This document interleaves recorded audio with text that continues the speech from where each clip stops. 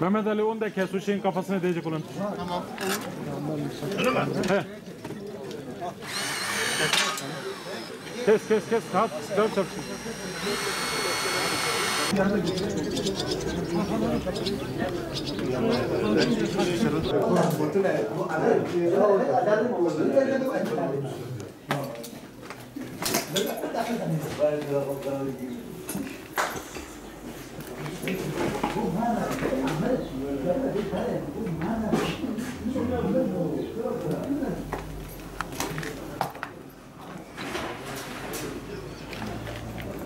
Aksa sandalye var.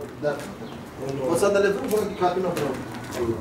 نواري عليهم. يا قبل قبل خوتي دي أولها. قبل على كل شو؟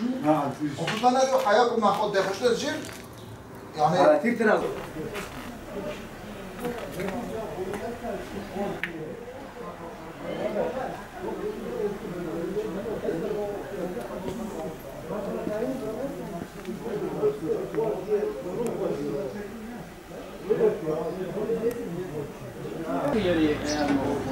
الشجر هذا هي وني صغام فيه نعم Burası da tehlikelidir abi. Bunun tedbirini bir an önce al.